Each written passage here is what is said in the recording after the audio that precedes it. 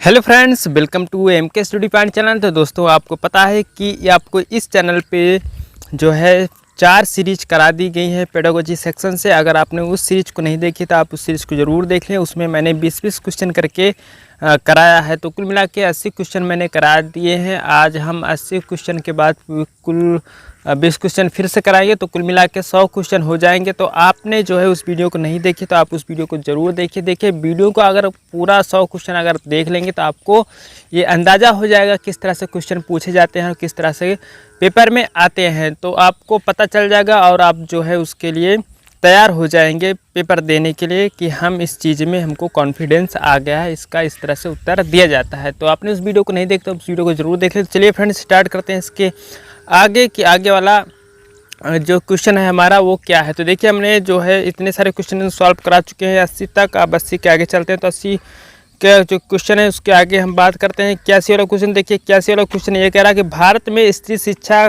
के एक महान समर्थक आंदोलन करते थे। तो भारत के में जो स्त्री के बारे में जो आंदोलन करता थे वो हमारे कौन थे, वहाँ पे ऑप्शन दिया गया है। तो ऑप्शन में देखिए चलते हैं। महात्मा गांधी थे, अरविंद थे, अरकार्बे थे या रविंद्रनाथ टैगोर थे। तो जो हमारे सही ऑप्शन होगा वो हमारा होगा तीसरा वाला ऑप्शन, कार्बे जी थे, जो भारत में स्त्री शिक्षा के एक महान समर्थक थे।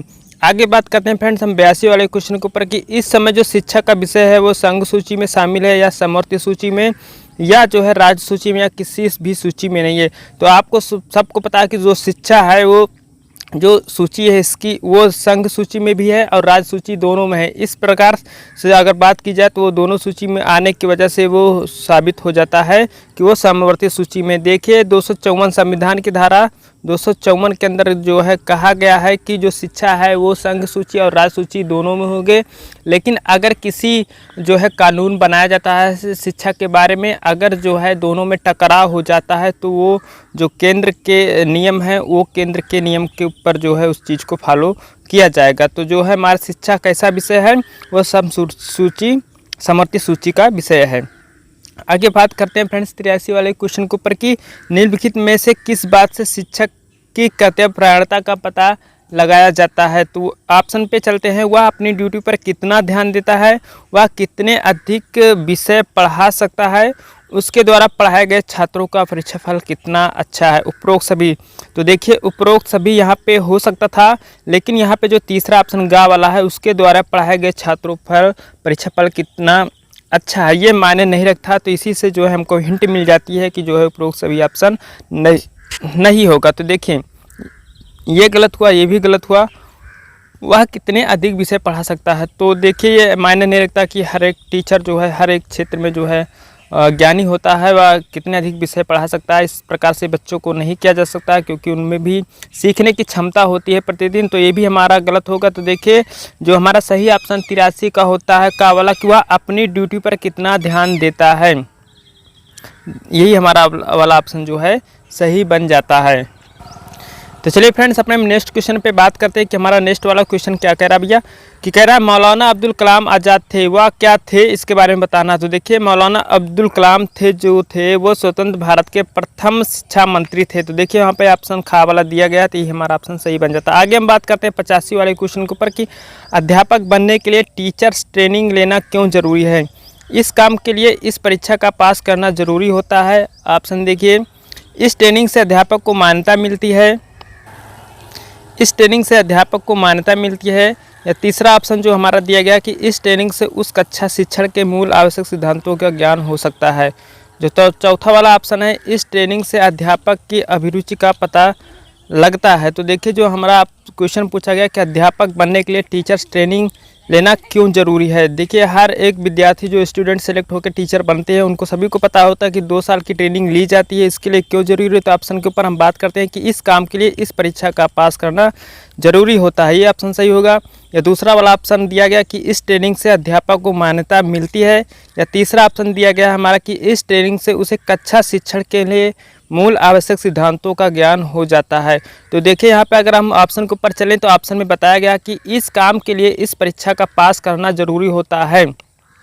देखिए ये बातें जहाँ तक हम कहें तो ये सही हो सकती है, लेकिन आगे ऑप्शन देखें कि इस ट्रेनिंग से अध्यापक को मान्यता मिलती है। ये भी बातें सही है कि हाँ मान्यता मिलती है। इस ट्रेनिंग से उस कक्षा शिक्षण के मूल आवश्यक सिद्धांतों का ज्ञान हो जाता है। ये बातें जो है पूर्ण रूप से लागू होती है कि ट्रेनिंग का मकसद क्या होता है। तो हमारा जो सही ऑप्शन बन जाता है वो वाला तीसरा ऑप्शन सही बन जाता है। तो आगे चलते हैं, नेक्स्ट क्वेश्चन के ऊपर बात करते हैं कि 86 वाला क्वेश्चन क्या कह रहा है कि यदि आपके स्कूल में कक्षा 5 में 4 सेक्शन ए, बी, सी और डी हैं, सेक्शन डी में सबसे कमज़ोर छात्र हैं, आपको पढ़ाने के लिए सेक्शन डी दिया जाता है, आपकी क्या प्रतिक्रिया होगी। देखिए 4 सेक्शन स्कूल में है और चारों सेक्शन में जो डी वाला सेक्शन है उसमें सबसे वीक वाले बच्चे हैं, तो उस वीक वाले बच्चे में शिक्षक की प्रक्रिया क्या होगी उसके ऊपर पूछा गया। तो ऑप्शन में देखिए, ऑप्शन के हिसाब से बताना कि मेरा काम पढ़ाना है, मैं पढ़ाऊँगा। ये देखिए ये तो सबका काम होता है। यह एक मुसीबत है, इस कक्षा को पढ़ाने में अधिक परिश्रम करना होगा।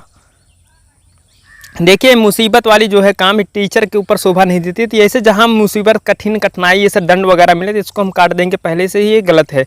मुझे प्रसन्नता है कि मैं इस कक्षा के छात्रों की उन्नति के लिए अपनी पूरी शक्ति का इस्तेमाल करूंगा, ये सटीक बनता है। आगे देखते हैं, पढ़ना बच्चों का काम है, जो पढ़ेगा वो पास होगा, जो नहीं पढ़ेगा वो फेल होगा। तो ऐसा बिल्कुल नहीं है, शिक्षक का काम यही है कि मुझे प्रसन्नता है कि मैं इस कक्षा के छात्रों की उन्नति के लिए अपनी पूरी शक्ति का इस्तेमाल करूँगा। तो यही हमारा ऑप्शन सही बन जाता है। आगे चलते हैं फ्रेंड्स, बात करते हैं 87 वाले क्वेश्चन के ऊपर कि भारत के किस राज्य में सबसे अधिक साक्षरता है। तमिलनाडु, बंगाल, पंजाब, केरल। तो जब जो सबसे अधिक जो साक्षरता है वो है हमारे केरल में, और सबसे कम साक्षरता कहाँ है, वो बिहार में है। तो चलिए फ्रेंड्स हम नेक्स्ट क्वेश्चन की बात करते हैं। बच्चों का प्रथम अध्यापक कौन होता है। सबसे पहले आप उनका अपना चेतन मन होता है, अध्यापक का उनके माँ बाप होते हैं, उनका पर्यावरण होता है। तो देखिए यहाँ पे जो है बच्चों का प्रथम अध्यापक जो होता है वो होते हैं उनका जो है उनके अध्यापक होते हैं, अरे उनके अध्यापक नहीं, उनके माँ बाप होते हैं। तो ये वाला हमारा ऑप्शन सही होता है। चलिए आगे बात करते हैं 89 वाले क्वेश्चन के ऊपर कि शिक्षण का कार्य क्या है। हर व्यक्ति कर सकता है, शिक्षण का कार्य क्या हर व्यक्ति कर सकता है।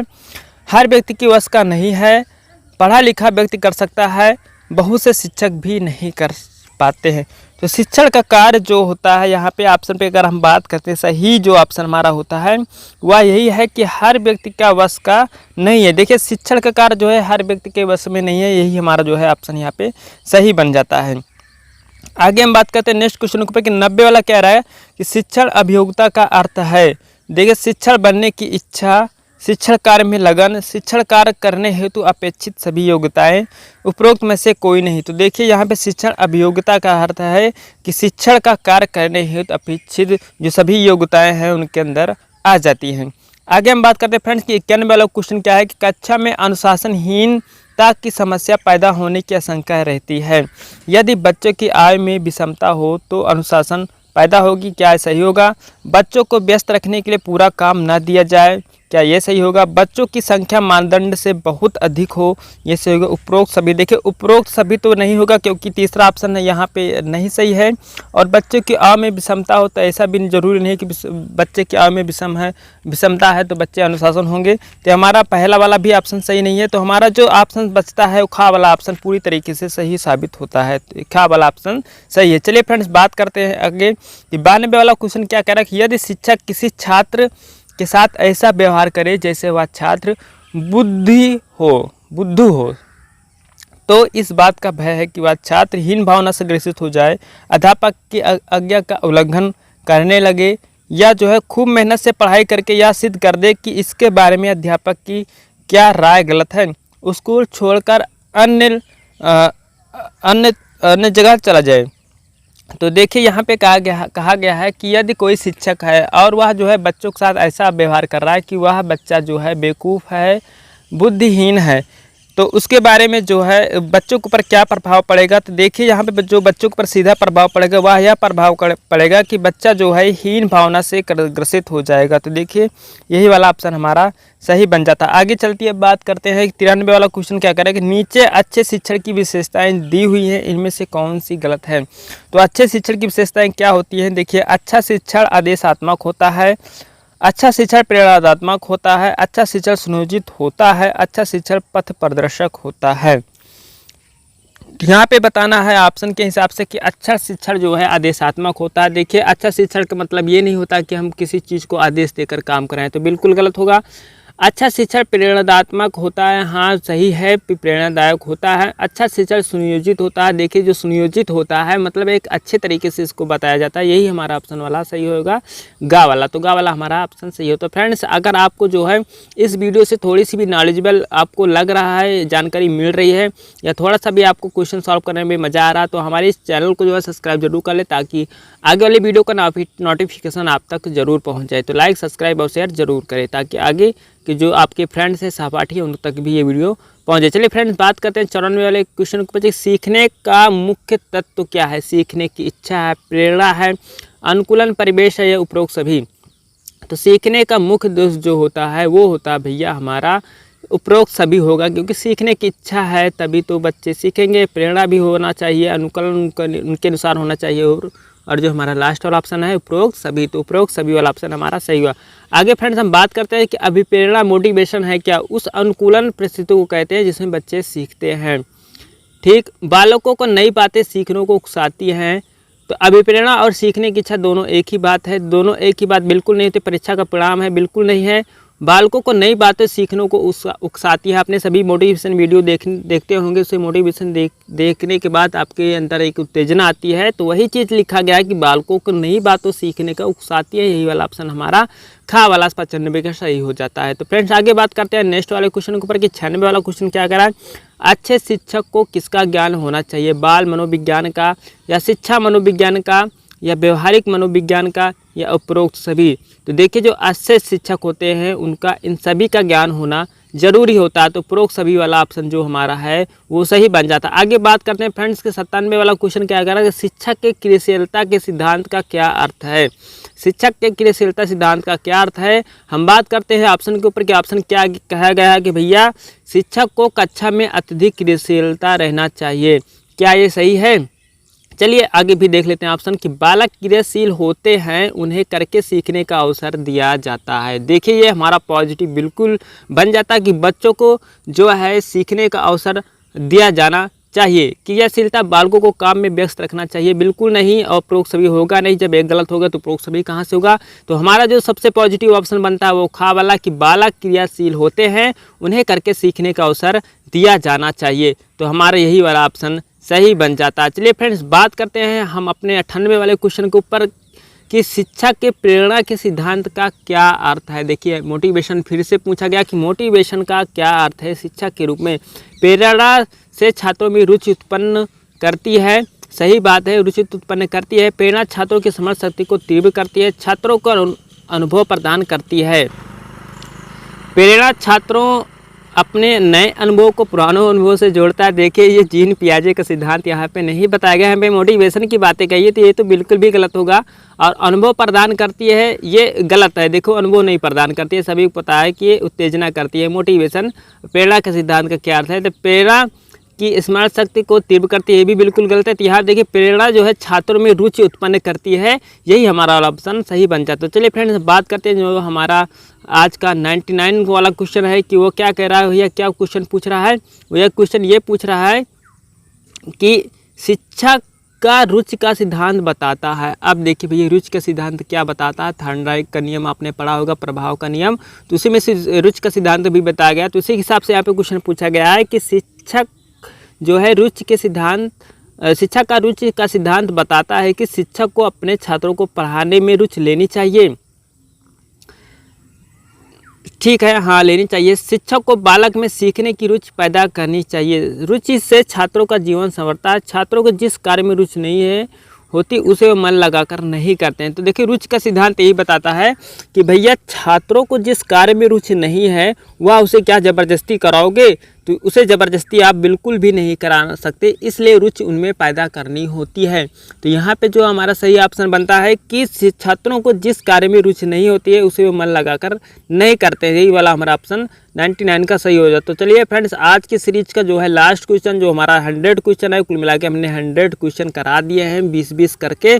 तो आपने पिछली वीडियो नहीं देखी तो उस वीडियो को जरूर देखिए, क्योंकि आपको जो है 100 क्वेश्चन में ही आपको इतना कुछ ज्ञान हो जाएगा, इतना कुछ पता हो जाएगा कि सीटेट का या यूपी टेट का पेडागोजी सेक्शन का हमें कैसे आंसर देना है क्वेश्चन का, उसका जो है आपको एक आपका एक्सपीरियंस अनुभव जवाब देने का पता चल जाएगा। तो उस वीडियो को ज़रूर देखें, हमारे प्लेलिस्ट में जाके यूपी टेट साइकोलॉजी के नाम से प्लेलिस्ट मिलेगी, उसमें सारी चीज़ें जो है आपको ये मिल जाएंगी। चलिए फ्रेंड्स, लास्ट क्वेश्चन के ऊपर चलते हैं कि छात्रों को क्या और कितना पढ़ाया जाए, इस बात का निर्णय अध्यापक करता है। सही है, यह अध्यापक करता है कि छात्रों को कितना पढ़ाया जाए, परंतु उनके एज और उम्र और उनके रुचि के अनुसार से यह बात को ध्यान देना चाहिए। चलिए, यह शिक्षक किस सिद्धांत के अंतर्गत आता है? तो देखिए, निश्चित उद्देश्य का सिद्धांत, चयन का सिद्धांत। देखिए, निश्चित उद्देश्य का सिद्धांत, चयन का सिद्धांत, नियोजन का सिद्धांत, रुचि का सिद्धांत। तो हम यहाँ पे बताते हैं कि जो चयन का सिद्धांत होता है वही वाला ऑप्शन हमारा जो है सही होगा। इसमें जो है शिक्षक को कितना पढ़ाना चाहिए और क्या पढ़ाना चाहिए, ये बातें जो है चयन के सिद्धांत में की जाती हैं। तो फ्रेंड्स, इस प्रकार से हमारे कुल जो है आज 100 क्वेश्चन हो चुके हैं, जो शिक्षण शास्त्र के क्वेश्चन हैं, जो एक समझ के ऊपर बेस होते हैं कि हमें बच्चों को कैसे क्या चीज़ें पढ़ाई जानी चाहिए और कैसे उनको डील करना चाहिए। कोई बच्चा जो है गलत व्यवहार करता है तो उस व्यवहार में कैसे हमें परिमार्जन करना चाहिए, कैसे उसको बदलना चाहिए, ये सब सारी चीज़ें जो है इस वीडियो में आपको सीखने को मिलेगी और उनके साथ कैसा व्यवहार करना चाहिए, ये सब सारी चीज़ें आपको जो है सीखने को मिलेगी। तो आपने जो है इस वीडियो को नहीं देखी है और जो प्रीवियस वीडियो है तो उस वीडियो को ज़रूर देख ले, आपके लिए बहुत अच्छी साबित होगी। तो फ्रेंड्स, मिलते हैं अपने नेक्स्ट वीडियो में। तो आपने चैनल को सब्सक्राइब नहीं किया तो सब्सक्राइब ज़रूर कर लें और शेयर कर दें। Thank you friends.